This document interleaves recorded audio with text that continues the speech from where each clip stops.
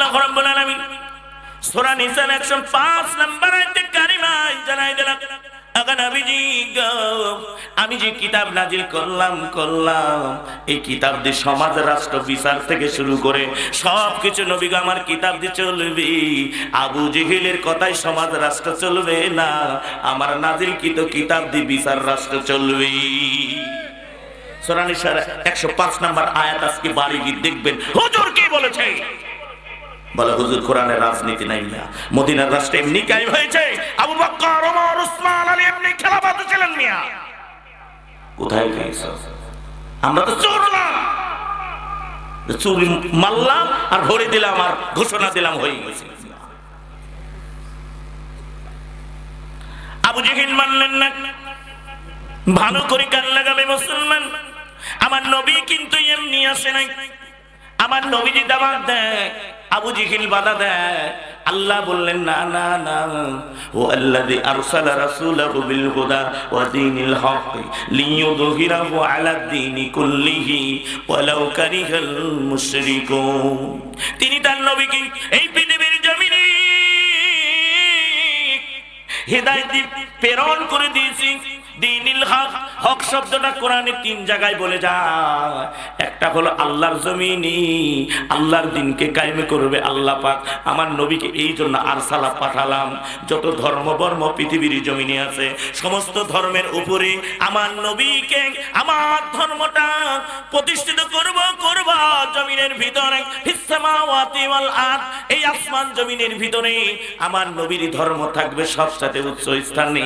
কাফের বেঈমানেরা যতই বাধা সৃষ্টি করুক না কেন, যতই ষড়যন্ত্র করুক না কেন, আমার নবী এবং নায়েবে রাসূলদের মাধ্যমে আমার জমিনে আমার একামত দিন কায়েমে করব। কাফের আবু জেহেল বলল মুহাম্মদকে এমনি করে মারা যাবে না, এই ধর্মীয় দলটাকে নিষিদ্ধ করা যাবে না। এই মুহাম্মদকে মারতে হলে নতুন কৌশল আনতে হবে। আল্লাহ পাক আয়াতের মধ্যে জানাই দিলেন, ওয়া ইদিয়াম কুরু বিকাল্লাযিনা কাফারু। আর যখন কাফের আবু জেহেল কুরু বহু বচন শব্দ এসেছে, একটা দুইটা ষড়যন্ত্র নয় রে নয়। আমার নবী কি এই ধর্মীয় দলটাকে নিষিদ্ধ করার জন্য আবু জেহেলের পার্লামেন্টে 3টা আইন পাস হবে রে বন্ধুরা, ভালো করে শুনে যাও। আবু জেহেল ডেকে বলে, এই আবু সুফিয়ান, এই মুহাম্মদকে বন্ধ করা যাবে না, আগে আমাদেরকে জনগণকে ভয় দেখানো লাগবে। এই জনগণকে বলবো কেউ যেন মুহাম্মদের ধর্ম গ্রহণ না করে, কেউ যেন মুহাম্মদকে নেতা না মেনে নেয়, নিষেধ করতে হবে। কি করলো? পরামর্শ বৈঠক, দারুন্না দোয়া হচ্ছে। দারুন্না দোয়ার গল্পটা দেখবেন সিরাত ইবনে হিসাবের মধ্যে সবচেয়ে সুন্দর করে বর্ণনা করেছে হিসাব রাহমাতুল্লাহ। দিকে বলেন নেতা তাহলে কি করা যায়? পরামর্শ হলো মক্কা যত জনগণ আছে সব জনগণকে দারুন্না দোয়ার মোড়ে নিয়ে আসবে। আমি একটা মিটিং করব, তবে ওই মিটিং এর মতো না, সব ভেঙে চুরি পড়বে না। আবু জেহেল বলল সব এক জায়গায় করো। সব জনগণ মক্কার এক জায়গায় দারুন্না দোয়ার একটা মোড় ছিল, ওই জায়গায় চলে আসলো। এইবার আবু জেহেল আমার নবীদের বিরুদ্ধে রে মুসলমান সিরাতুর রাসূলের মধ্যে এসেছে। আবু জেহেল নবীজির বিরুদ্ধে ঘোষণা দিয়ে দেয়, কেউ যদি মুহাম্মদকে নেতা মানো তাকে আমি কিন্তু মামলা দিয়ে শিয়াবে আবু তালিবি বন্দী করব। কেউ যদি মুহাম্মদের ধর্ম গ্রহণ করো তার বাড়ি গাড়ি টাকা পয়সা ধন সম্পদ সব কিন্তু গ্রাস করে নেওয়া হবে আমাদের রাষ্ট্রীয়ভাবে। এই বক্তৃতা আবু জেহেল যখন দেখ, এমন সময় আল্লাহর নবীজি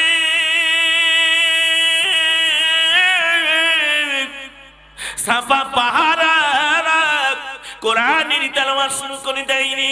দেখ আমার নবীজি তেলাওয়াত এত সুন্দর করে করতেছে রে, এমন সময় কে যেন মক্কার জমিনে বলে গেল, এ মক্কার জনগণ রে তোমরা শুনে নাও, আব্দুল্লাহর বেটা মুহাম্মদ সাফা পাহাড়ে এমন একটা ধর্মের প্রচার করে যেটা শুনলে মনটা নরম হয়ে যায়, মনের মধ্যে শান্তি লাগে। আবু জেহেলের জ্বালাময় বক্তৃতা তোমরা শোনো না। একে একে জনগণ উঠগুলা উঠে চলে যায় আল্লাহ নবীজির কাছে। সাফা পাহাড়ে ভিড় জমালো। আবু জেহেল বক্তৃতা বন্ধ করে দিয়ে বলল, এই আবু সুফিয়ান রে, আমার জন্য সবার সব মানুষগুলা কোথায় চলে গেল? বলে তুমি কি জানো না আব্দুল্লাহর বেটা মুহাম্মদ তার ধর্মের প্রচার শুরু করেছি, তোমার এই আউল ফাউল বক্তৃতা জনগণ শুনতে চায় না।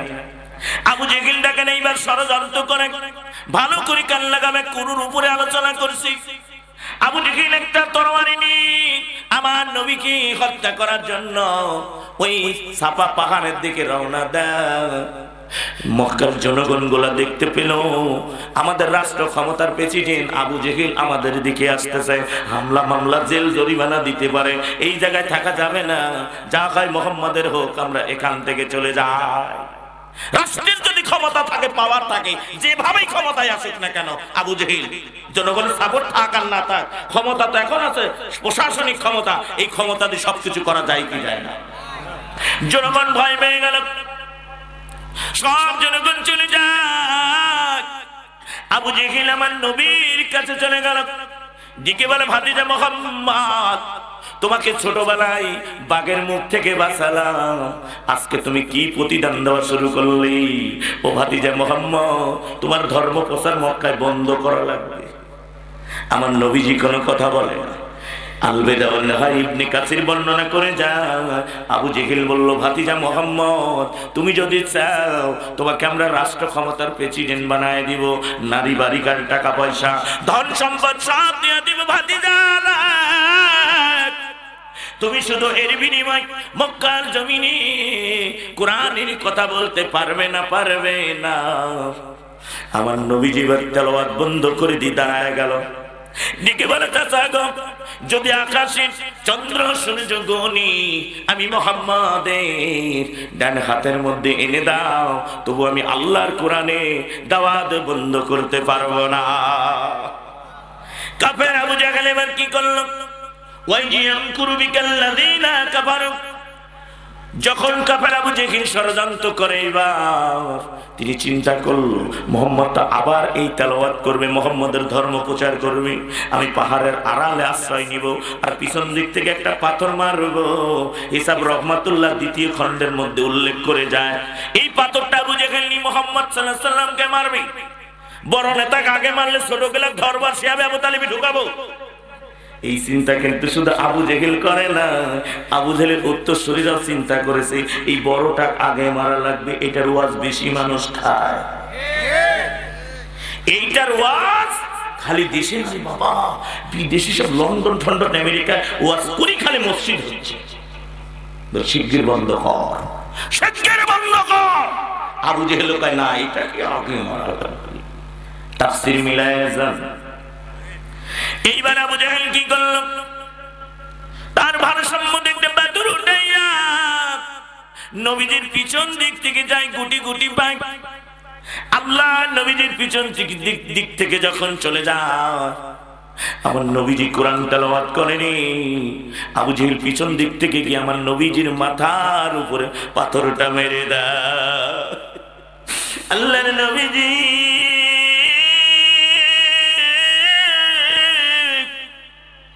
পাথরের আঘাত কি সাফা পাহাড়ের ভিতরে পড়ে যায় রে যায়। আমার নবীজি ডেকে বলে, চাচা গো, আমি কি অন্যায় করলাম যার কারণে তুমি এতিম মুহাম্মদের পাথর মারলে? এই মুহাম্মদ তো কোনোদিন কোনো ক্ষতি করে নাই, কোনোদিন মানুষের সম্পদ লুণ্ঠন করে নাই, এই মুহাম্মদ কোনোদিন মানুষের গালি দিল না, মুহাম্মদ কোনোদিন কারোর কিছু বলল না। যার বাবা এতিম করে চলে গেল গর্ভে থাকা অবস্থা, যে মুহাম্মদের মা 6 বছর বয়সে এতিম করে চলে গেল, তুমি মুহাম্মদরে মারলি, তোমার কি একটু দয়া মায়া হলো না চাচা? আমার নবীজি রক্ত ঝরে যাওয়ার পরে বিশ্ব নবীজি দু জাহানের নেতারা, ওয়ালাল আখিরাতু খায়রুল লাকা মিনাল উলা, নবী শুধু দুনিয়ার নেতা নয় রে, নয় আখিরাতের নেতা। ওমা আরসালনাকা ইল্লা রাহমাতাল লিল আলামিন, নবীজি রহমত বরকত স্বরূপ পৃথিবীর জমিনে আগমন করেছেন। ইন্নাকা লা খুলুকিল আযীম, যে নবীজির চরিত্র ফুলের মতো পবিত্র, সেই নবীজির শরীর থেকে রক্ত ঝরে যায়। এই আল্লাহর নবীজি রক্ত ঝরে যাওয়ার পরে পানির পিপাসা নবীজির লেগে যায়, ইবনে কাসির প্রমাণ করে যায় রে যাও। আমার নবীজি ডাক দিল মক্কার মানুষকে, এ মক্কার মানুষেরা রে, তোমরা কি এতিম মোহাম্মদ চিনো না? দাও না এক গ্লাস পানি দাও না, মোহাম্মদের কলিজা ঠান্ডা করে নি। মানুষগুলো পানি নিয়ে দৌড়ে দেয়। আবু জেহেল বলে, কেউ যদি মোহাম্মদের এক গ্লাস পানি দাও, পানি পান করাও, তোমার অবস্থা মোহাম্মদের মতো হবে। মানুষগুলো পানি নিয়ে যেতে পারে না। দূর থেকে আমির হামজার বেবে চোখের পানি ছিঁড়ে কান্দে আর ডেকে বলে, এ আবু জেহেল, তুমি কার গায়ে হাত দিয়েছো? আজকে যদি তার চাচা আমির হামজা বাড়িতে থাকতো, এমনি ভাবে এতিম মোহাম্মদ তুমি পাথর মারতে পারতে না। আমির হামজার বিবি কান্দে, মানুষগুলি নবীর জন্য কান্দে রে, গোটা সৃষ্টি জগৎ নবীর জন্য কান্দে। আমরা মুসলমান হইয়া বলে অন্যায় না করলে কার বড় হুজুরগুলি জেলখানায় বন্দী। এমন সময় আল্লাহর নবীজি এই দৃশ্য দেখার পরে আমির হামজার বিবি কান্দার। ওই দিন আমির হামজা বাড়িতে ছিল না। হরিণ শিকার করার জন্য জঙ্গলে চলে যায়। চলে যাও, দূর থেকে একটা হরিণী দেখতে পেল। আমির হামজা বলে, রুক যান। হরিণটা যখন দাঁড়ায় গেল, ইবনে কাসির লিখতেছে, আল বেদার লেখার মধ্যে বর্ণনা করে যা, ওই হরিণটা আকাশের দিকে মুখ করে আল্লাহর একটা ডাক দিয়ে দিল, ও মাবুদ,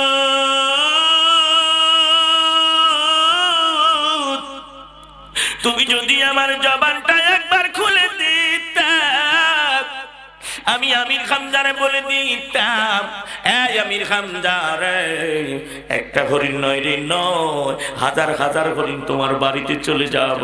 যাও না, যাও না, আমার বিশ্ব নবীজি পানি